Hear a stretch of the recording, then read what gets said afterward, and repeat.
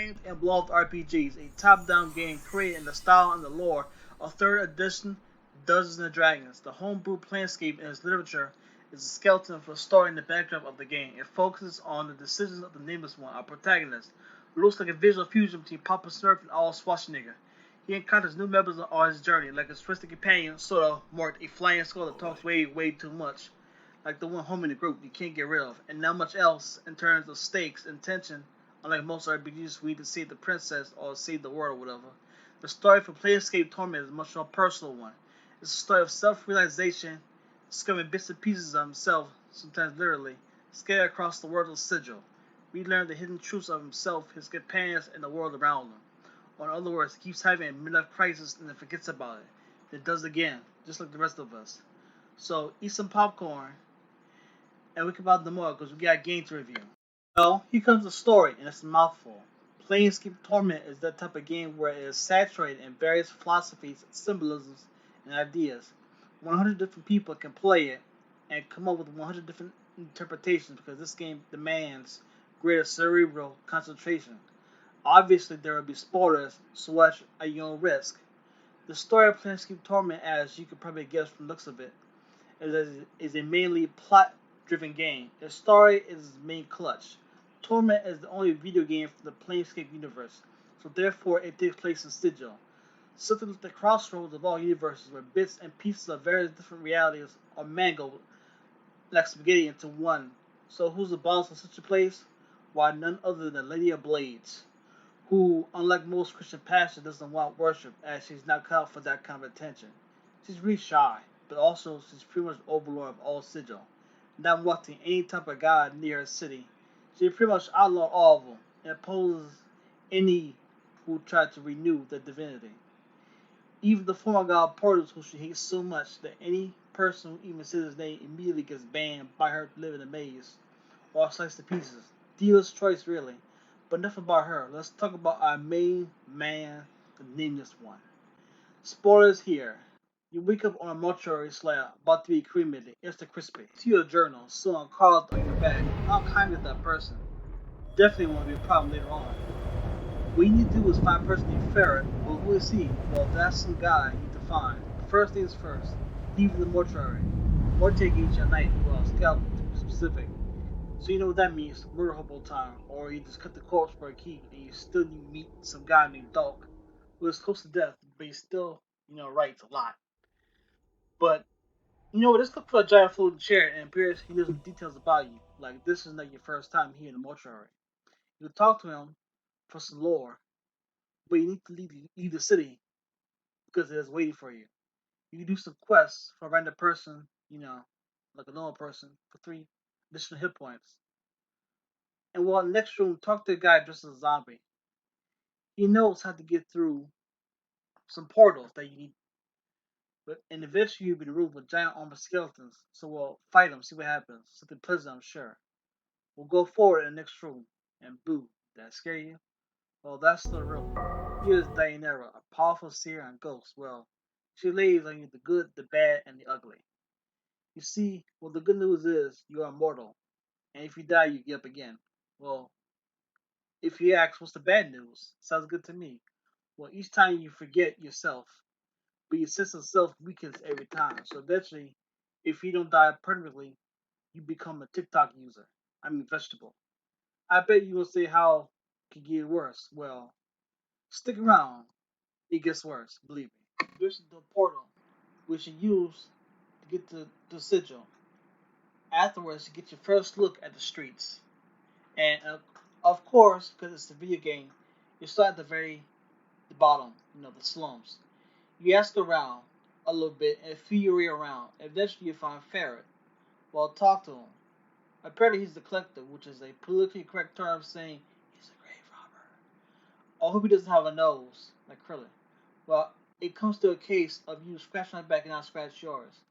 He will tell us what we need to know in return for artifact, which is, so you guessed it, another mausoleum. Great. Say hi to the locals and local wildlife. Visit your grave and give thanks to Ferret. You leave and the shadow people come and kill him in the cutscene. Life then continues. Like nothing happened. And don't forget the spear, it's important, really. Go through a bar crazy evil, help a wall get birth while discovering the place of one of your deaths. You end up at a new place, you arrive at a new street, Morty gets skull napped, look around, find an OP death mage, tells you to go back to the tomb. That is if you did visit your tomb. I know you did because you're smart. Apparently, like a frat boy, he doesn't like being told no. So you have to give him a hint regardless if you want to progress. They didn't tell you to find a crazy fiend named Rally. The plot is to destroy the whole city, so of course, because this is an RPG, you look for danger. After some spelunking, you find a portal to take you to her. After examining the lovely plants that are totally not thorns, she greets you and reveals to you that she made you immortal because you act very nicely. Well, she just tells you that your answer is another castle, but seriously, she tells you to go to Carcery, which is very close to a forever jail, and look for Trias, a Deva, but not before more philosophical mumble jumble. She then tells you to rather uncomfortably to stay politely. You tell her no, like a gentleman. Then she tries to kill you for it. Well, you leave the abusive relationship and escape the Carcery. As you notice, the place is it's a little like Detroit, and the people there are just as friendly. You get to before you get to Trias, you gotta do some quests for people who are as quick as a whip. Eventually, you go to the prison, which holds Trias, who reveals his weapon is that you know what? Who cares? It's another fetch quest. You get like some dog, cause a prison riot. You see some nuded fiend in the desert. It then sends you right back to where you return. Trias tries to plumb the city to chaos and slide into forever jail. Because that's obviously a safe decision. You then have the option of saving or kill him. But well, I prefer to kill him. And but before you do anything, you put him for information. But your mystery is sealing. He then tells you back at the starting area, bro. This guy feel bad about it. Either way, a nice little cinematic of the city sliding back into where it used to be. Well, then you're not back at Sigil. You eventually have to go back to a mortuary. To be more specific, the starting area. You yell at Morte for not knowing such crucial information at the very beginning of the game. You feel bad about the certain things in your journey, and voila, you're now in the final dungeon. Guess what's else here? Ariel, I mean Dianora. Then tells you the last part of your immortality. That when you die, someone else does in your place. Kind of like a politician. You screw up, someone else takes the fall. You go into the big scary fortress, because of course you do. We kill the big scary ghosts. Watch your friends die. Good time. Get trapped in the mirror. Split into four pieces. Kill or talk to yourselves to merge. Or don't forget to give the bronze spear to your original self. The nice one. For a major plot point. And a lot of EXP. You then discover your assailant, your own mortality. No, really. Apparently he hates you like everyone else, as in making shadows come and try to make you forget. Now, a small crazy philosophy, then everything comes to a choice. Kill him, persuade him, or end him. The result will be the same. You will not be trapped in the pan. The music honestly is not that bad here. There's not a lot of tracks in here, but you know what? Some of them actually pretty good, actually. Each track has their own immersive feel to it, and it really sucks you in. It's really quaint. As for the characters, Morte is our first friend the Great's odd journey. He's not much help in a fight as he's no body, no weapons, no armor, no accessories, no tattoos. But he can change his teeth, be a game changer. But he's also our main source of comic relief. He can taunt enemies, force them to fight barehanded, later on summon skulls of his friends, I guess. And through various interactions, he can be even more sharp-tongued. As it turns out, he was originally on the Pillar of Skulls, where bad people go. That's where liars, manipulators, extortioners, and Mark Zuckerberg go when you die. Yes, so it's very pleasant. Also, it's implied he was behind your decision of your mysterious crime which darned you in the first place. So yeah, definitely keep him around. Anna, as a resident fighter and thief, grew up in the streets, also a tiefling. So she's a chip on her shoulders. Well, I think this is Spike. When you first meet her, she tries to get you killed by muggers and refuses to help. But hey, man, all good friends are like that at first, you know? She doesn't change her preferred weapons, punch knives, or anything else. Not a good selection of armor, but she can wear most tattoos, so she's good for most of the game. So, of course, picking locks, disarming traps, and sneaking, that's what I got a thief in your party for, right? The con. You know Chris Avalon, we designed the game. You want to be unconventional. So instead of adding an elf, He asks that looks like an elf, implied to be a goblin, but it comes from violence and slavery. But he is an interesting mix of a fighter and a wizard. He can learn most of his spells. He does not change armor or weapons, but his glaives change his stats based on his level. Also, he can strengthen it further through his quest line. Lore-wise, he also is a native of Limbo, a dimension of pure chaos matter. The stuff his blade is made out of. It is also where a person's will to power and will to live is one and the same. Constant concentration is needed to even live, so TikTok users die by default going there. He also been a religious monk who contemplates on the circles of Rithimon and secretly enslaved to the main character. Also falls from grace. She is an interesting partnermate. She is a Tenari fiend, born of chaos and evil, yet serene and calm, and runs a certain place that won't be described, but intelligence the upper mind, instead of anything else. She's also a cleric, but worships no divinity. Right. Now, she is a member of the Sensates, or experience seekers. She was once a slave by the Bazatsu, but she is freed now. So there's no armor, no tattoos, no weapons, but she's the only member who is a cleric. As such, she's the only one who could patch everyone up during the fight. And aside from the main character can raise the fallen. Now, you also have Ignis. Now, you do some legwork to recruit him. And it's revealed that he's actually was one student from a past life who taught him through pain, who was very happy to return the favor. If you read the description, if his name wasn't a good of an indicator. Imagine the Joker if he had a lot of fire magic and could float, and of course he laughs maniacally. He also betrays you at the end if you're too much of a good guy.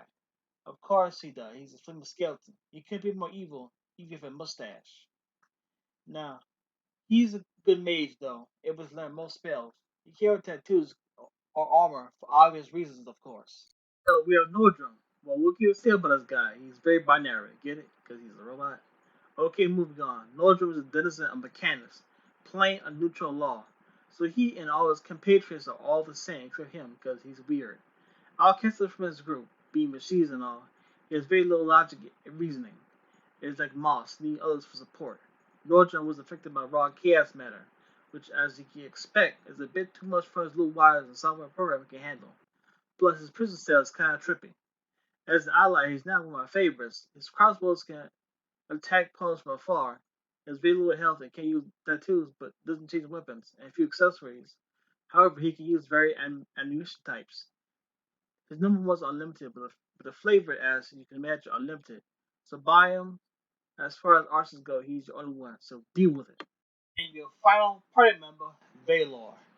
Not only does this guy look cool and sound cool if you're an edgelord, he's actually a good fighter.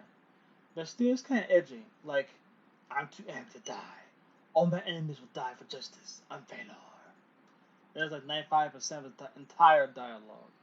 He has no chill. Every crime, every criminal is pretty much, oh, like do bad things. Except like you want to be unalived. Jaywalking, goodbye. Murder, sayonara. Talk too much in class, off with your head.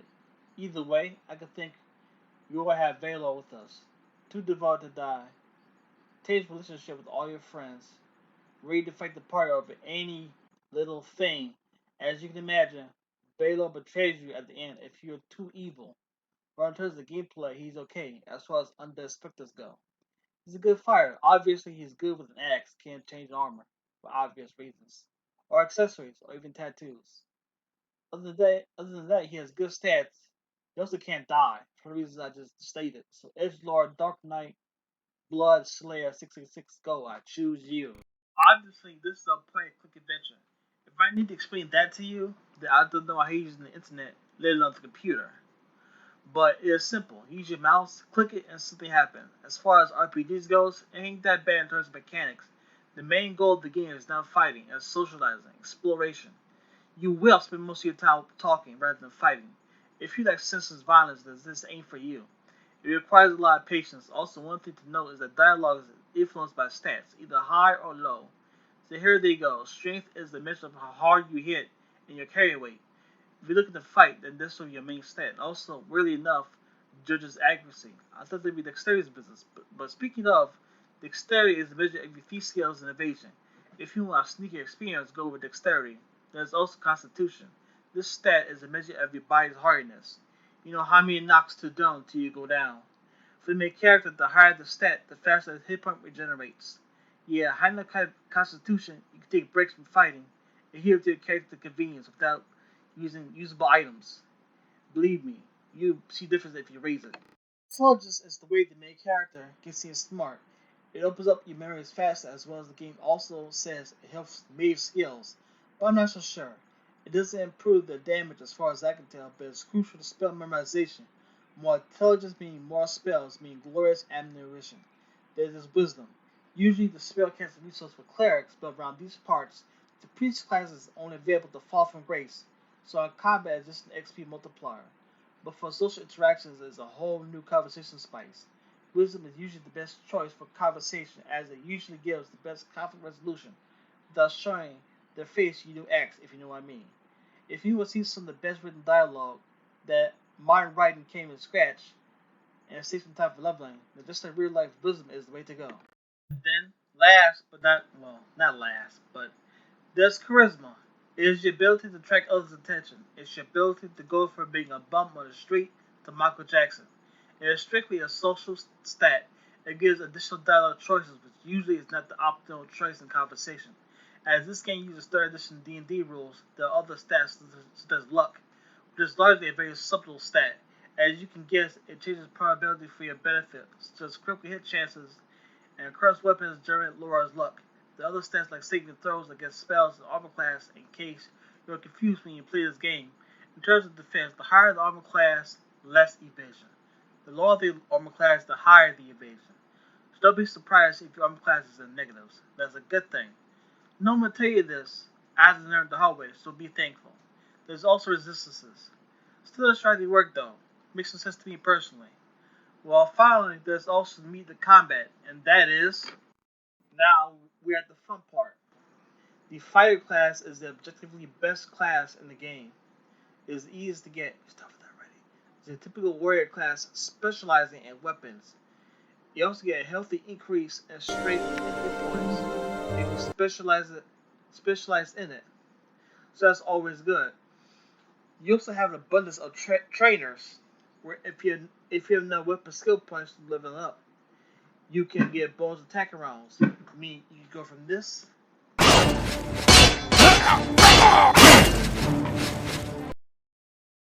to this.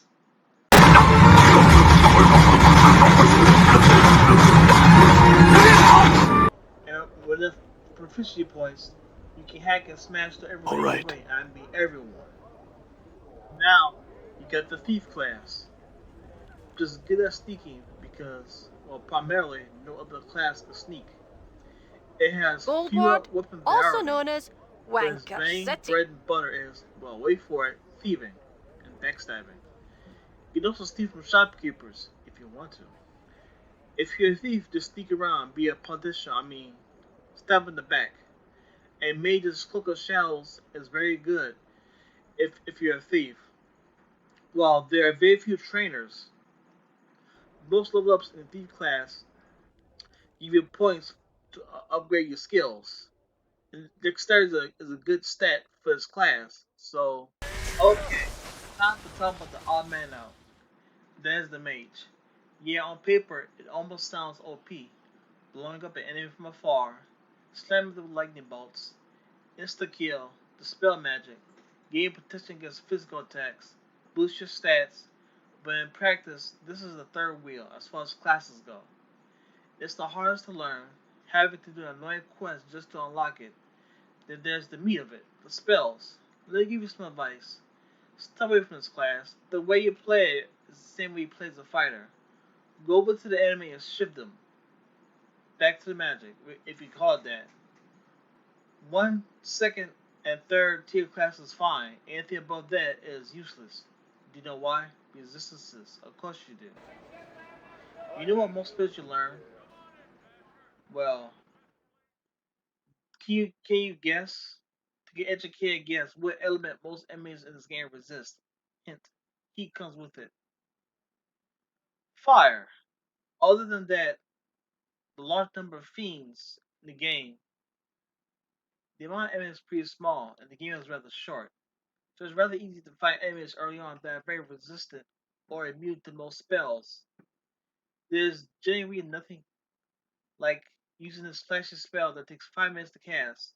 It's so spectacular, only for it to do like 1 damage to an enemy, where you can simply go up to him and stab him. Finish the fight.